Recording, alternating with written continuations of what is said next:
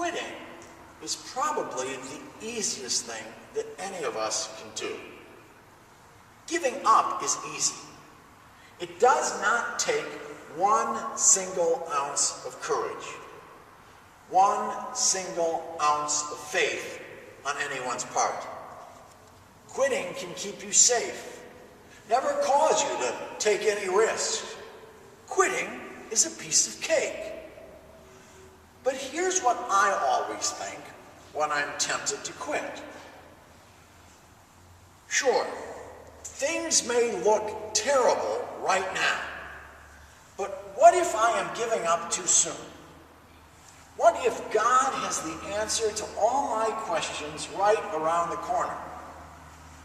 What if all I have to do is trust God for a little longer so that I can watch God work out God's plan?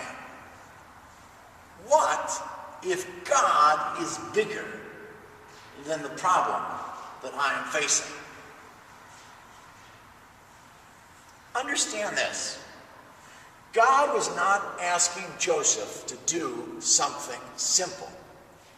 God was asking Joseph to make a tough decision for Jesus. Think of the stakes here. If Joseph would have gone through with his plan, who knows what Mary would have done? Could she have raised the child on her own? Not in that culture, where women had very little standing to begin with, and an unmarried woman was an outcast. If Joseph goes through with his plans, God's plans just might be destroyed. And again, we can do that too when we become so certain that our way is the only way, and we fail to leave room for God to act. Fortunately, God doesn't give up on God's plans that easily. There is a last-second attempt on God's part to save salvation. Just when Joseph has made his decision and is settling in for some sleep, an angel, Gabriel again perhaps, is dispatched with a simple yet direct message. Do not be afraid to take Mary as your wife. That is what the angel is telling us. Do not be afraid, Joseph.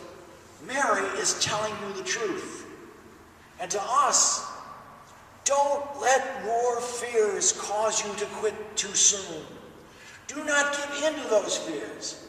Do not give your life over to those fears. Do not make your fears bigger than God. Be faithful to God, even amidst your fears. Face your fears. Make the tough decisions that amid things that you might never be able to understand, you're going to follow Jesus and feel your hope be reborn. I love the way Dr. Peter Gomes, Harvard's chaplain, writes about hope in his book, The Scandalous Gospel of Jesus. He draws attention to the distinction between optimism and hope. Hope, he writes, is not merely the optimistic view that somehow everything will turn out all right in the end, if everybody just does the right thing. Hope is the more rugged, more muscular view that even if things don't turn out all right, even if things aren't all right, we endure through and beyond those things that threaten to destroy us. To decide for Jesus is to call us to place our trust in God above all our questions. It may require us even to go against everything that our better judgment is telling us. It may require us to stop asking and start listening. It may require us to wait and do our best in the waiting, never giving up on God or God's promises. That's what Mary and Joseph had to do. They had to make the tough decision that they were going to listen to God. They had to make the tough decision that they were not going to try and seize control of the situation, but wait to see what God had planned for them and this child that was entrusted to their care. They had to make some tough decisions and face some tough times if Jesus was to be born. They were going to have to trust and hope that nothing would destroy them, because God could and would be with them through anything they had to face. What decisions are you facing? Where is your hope being challenged?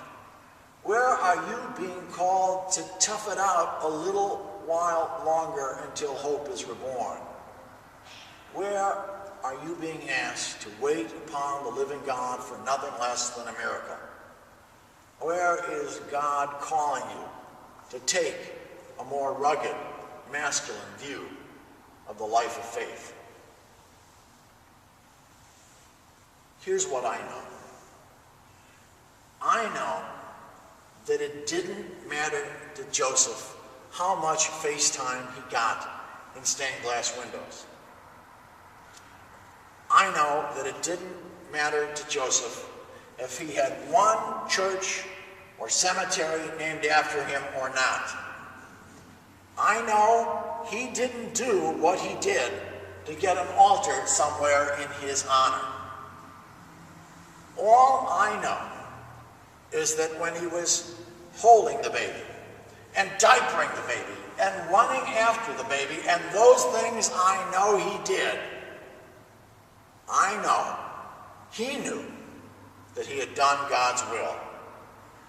And I know that there were moments in his life when he thought back to that fateful night and his original decision, when he had to wipe his brow and say, wow, if I have listened to my own voice rather than that of the angel, I would have missed all this. And so would have we. We would be making all of life's tough decisions on our own. But thanks to Joseph's and Mary's tough decisions for Jesus, we now have him with us in all of the tough decisions of our life. That's the simple promise of Christmas. God is with us. And our only decision is to allow God to be with us and to lead us in every moment of life, so that all of our decisions will be as wise as those of Joseph and Mary's. And let Christ live in our life and the life of the world, and continue to live his life in this place and the community it serves. Amen.